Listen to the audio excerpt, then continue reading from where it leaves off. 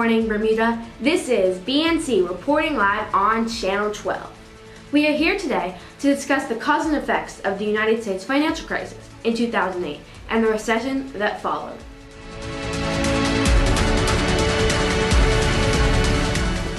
So, if you don't know what a recession is, it is a period of temporary economic decline, during which trade and industrial activity are reduced, generally identified by a fall in GDP in 2 successive quarters. It was the biggest financial meltdown since the Great Depression in 1929. Trillions of dollars in investor capital went down the drain, and virtually everyone was affected. In many areas, the housing market also suffered, resulting in foreclosures and prolonged periods of mass unemployment.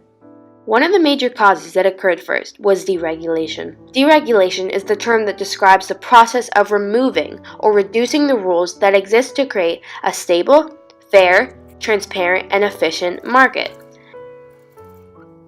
After the Great Depression of 1929, a number of regulations, like the Glass-Steagall Act, were put into place to prevent another crash.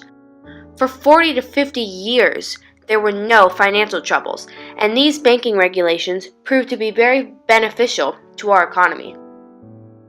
Gradually over time, though, regulations began to disappear, and banks became bigger, more creative, and more aggressive in terms of their pursuit of profit. Without regulations to help create a framework for more orderly and responsible behavior in the market, bankers were free to self-regulate and ultimately push the boundaries of what business practices were reasonable and ethically acceptable. Another major cause is something called the housing bubble. The housing bubble was an economic bubble affecting the housing market in over half of the American states.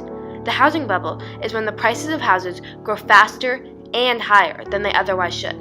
The actual house stays the exact same, but the prices continue to rise because of speculation and demand.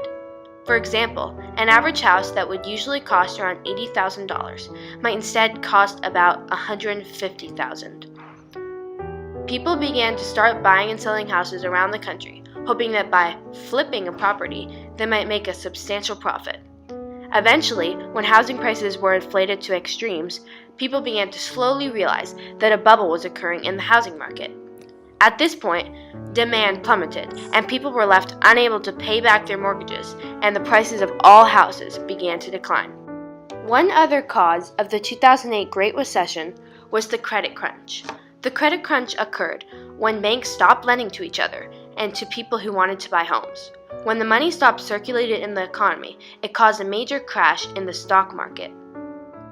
The market fell as if down a well, over 700 points. Apple shares were just getting hammered this morning. We're down by between 3 and 4.5% generally across these markets. Let's talk about the speed with which we are watching this market deteriorate. We're red everywhere, essentially, down by 4 or 5%. We're down over 16%. Dow at the same time has fallen about 18%. The stock market is now down 21%. Because we're now down 43%. Nobody was capable of borrowing, and this meant that individuals were unable to buy things on credit. In addition, some major banks were not able to borrow money to fund their businesses, and this rapidly led to bankruptcy for a number of major financial institutions. Now that you are aware of the causes, let's move on to discuss the effects of this traumatic event. At least 20 million jobs were lost after 2008, and many regulations were reinforced throughout the financial markets. The biggest effect that occurred after the financial crisis in 2008 was increased regulation all over the country. After experiencing the horrors of the crisis, people made sure that banks were no longer allowed to engage in predatory lending practices and exploit other small businesses and companies. The government and general population had learned from the mistakes of the past and once again recognized that regulations are important to help create a more stable and secure financial system. Another major effect is unemployment. Millions of people lost their jobs and were unable to support their families for any longer. The ILO estimates that over 50 million jobs worldwide were lost due to the recession. With people left jobless and having no source of income, they were unable to pay back their mortgages, which caused this vicious cycle to repeat itself.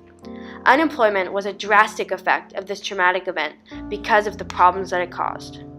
Another major effect of this Great Recession was the drastic housing price decline that followed. All of the houses in America went down in value, which meant that people were not able to pay back their mortgages. People stopped buying houses because they were unemployed and could not borrow money from lenders. This made the supply much higher than the demand, which caused prices to plummet. Hopefully, our generation has learned from the mistakes in the past, and we can possibly avoid another accidental repeat. Thanks for watching BNC. We'll be right back.